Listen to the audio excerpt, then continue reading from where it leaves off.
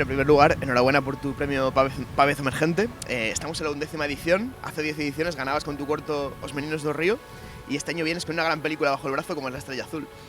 ¿Cómo es ver en perspectiva este crecimiento a lo largo de una década?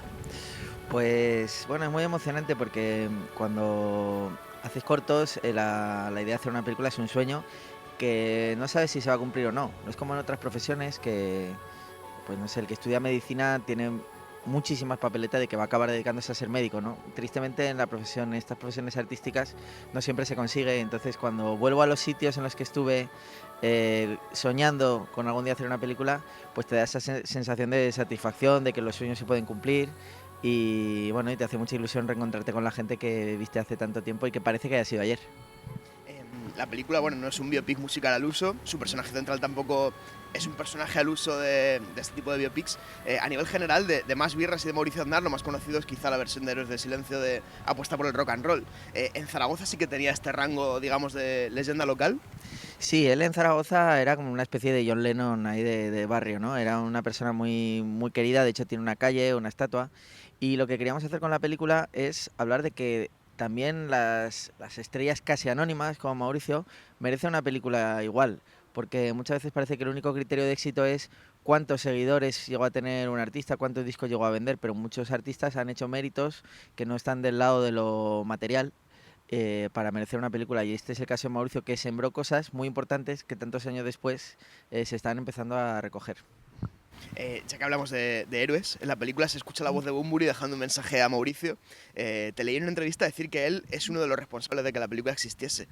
¿Hasta dónde llegó su contribución? Bueno, cuando yo acababa de escribir el guión lo empecé a enviar a productoras y no recibía respuestas de casi ninguna. O sea, no es ni siquiera que me dijeran que no, sino que bueno, las productoras van muy liadas y tal. Entonces pensé que hacía falta un padrino y lo primero que hice fue mandarle el guión. Bueno, primero fui a Los Ángeles, no conseguí dar con él, hice una serie de locuras porque pensaba que había que hacerlo de una manera así pues espectacular.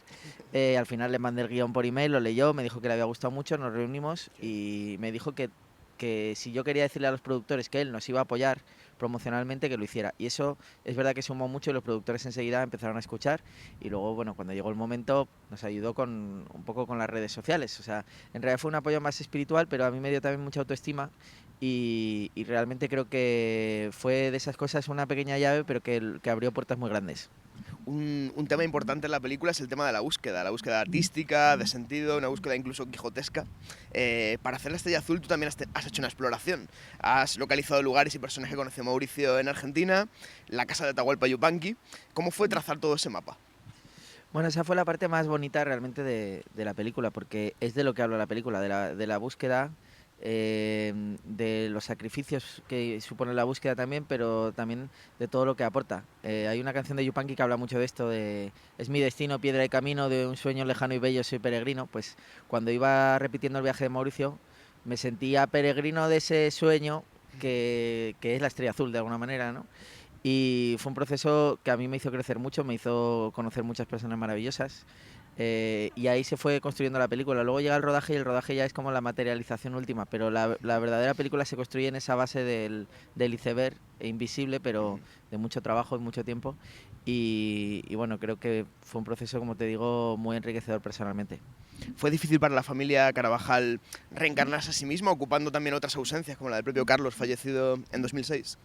No, para ellos yo creo que fue una cosa muy que rompió su rutina de músicos. De repente se vieron haciendo cine, lo hicieron con mucha alegría, con poca preocupación. A lo mejor algunos más que otros les daba cierto respeto, pero como en general hay gente muy acostumbrada a cantar delante de miles de personas o a hacer entrevistas, pues fue bastante fácil. Y luego que ya teníamos una relación de muchos años, porque cuando dimos el primer Acción, yo conocí a Cuti Carabajal de 10 años antes. Entonces ya era una relación de amistad, de confianza. Y ellos pues pensaban que si yo les había elegido, pues que yo sabría si estaba loco o no, que ellos harían lo que podrían y ya está. Uno de los aspectos más comentados de La Estrella Azul es la parte metaficcional. ¿Era una forma de desmarcarte del biopic? ¿De que el tratamiento de la figura de Mauricio tuviera también un poco algo de invocación? Bueno, sobre todo a mí el aspecto más documental o metaficcional que tiene la película me parece lo más connatural al cine. O sea, me parece que está convención arbitraria de hacer como que no existen las cámaras o que no estamos haciendo una película, en realidad pertenece al teatro. O sea, el concepto de cuarta pared es más perteneciente al teatro que el del cine. ¿Por qué no se puede mirar una cámara en el cine, no? Entonces creo que esa ruptura de esa convención normalmente es lo que hace el espectador sumergirse más en la sensación de lo que ve es una realidad. Entonces era una manera de... Los biopics siempre tienen algo un poco ridículo, ver a alguien disfrazado de otra persona, ¿no? Entonces de esta manera lo que hacíamos es poner las cartas boca arriba, es decir, aquí está viendo una representación, pero esa representación tiene otras cualidades, ¿no? Y en este caso era que estábamos el equipo de rodaje reviviendo lo mismo que Mauricio al llegar a otro lugar, aprender esa música, aprender a bailar esa música. Me parece que todo eso era muy importante representarlo también. Carlos Carabajal le dice a Mauricio en un momento dado que el folclore es como el acento, que se pega. Elegir el viaje a Argentina para contar quién fue Mauricio era una forma de contagiar, digamos, la emocionalidad de la chacarera, el género que él aprende, a su historia. A ver, el viaje, esta es una película de aprendizaje y de transformación, ¿no?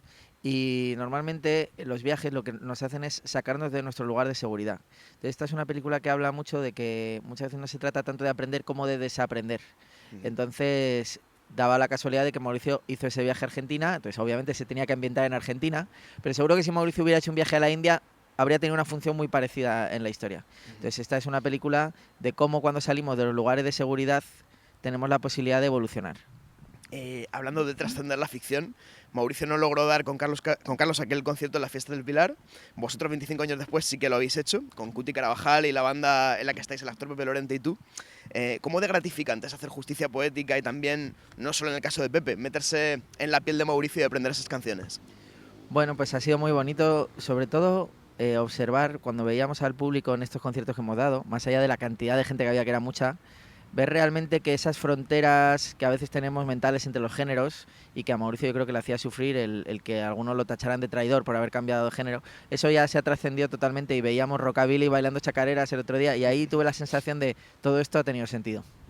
Mauricio acabó frustrado por el miedo al riesgo que se encontró en el sector de la música, perdón.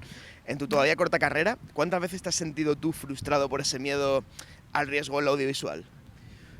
El proceso de la literatura ha sido dificilísimo en ese sentido y me he encontrado con algo que había leído muchas veces y que entiendo que es una cosa que se repite siempre cíclicamente en la historia, no solo en el cine sino en todo, ¿no? Que es cuando uno tiene una búsqueda de unos ciertos valores espirituales, normalmente se chocan con unos valores materiales.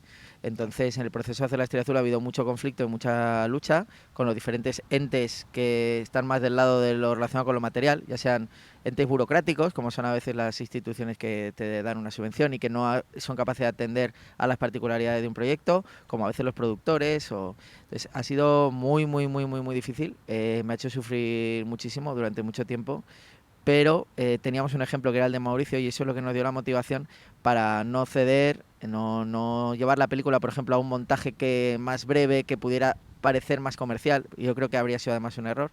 Y así otras muchas batallas, como apostar por Pepe Lorente, por ejemplo, que no era un actor muy conocido. Todo eso costó mucho que se entendiera, pero bueno, creo que con el tiempo se verá que hicimos lo mejor. ¿Cuántos años ha abarcado la producción? O sea, desde que yo empecé a escribir el guión, eso fue hace 10 años. Ostras. Yo firmé, creo que por primera vez con los productores en 2018 o 2019, en finales del 18. Y luego es una película que se empezó a rodar el 2020 y se paró por la pandemia, con lo cual ha tenido un proceso muy largo. Ya por último, bueno, La Estrella Azul estuvo entre las preseleccionadas por la Academia para competir en los Oscar y la elegida fue segundo premio, película sobre otra banda, en este caso Los Planetas. ¿Hay un filón por explotar en el cine con la historia del rock español? Es verdad que cuando estábamos preparando La Estrella Azul intentábamos buscar referencias y casi no había películas de ficción, cosa que sí que hay muchísimas en Estados Unidos o en Inglaterra o en otros muchos países. Y eso, digamos, para nosotros era algo bueno porque era más difícil que la película se viera que imitaba a otras películas.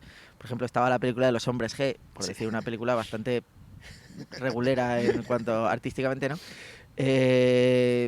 Pero no sé si esto abre una brecha o no, porque tampoco necesariamente suelen ser buenas películas las biopics sobre rock and roll. O sea, bueno, pues este año se ha dado que ha habido 2 películas y que les está yendo bien, pues me alegro porque me gusta la música, pero bueno, pues si se hacen más bien y si no, pues también. ¿Hay alguna otra historia musical la que estés pensando en hacer? No, yo haría cualquier cosa ahora antes que una película musical. Javier, muchísimas gracias. Muchas gracias.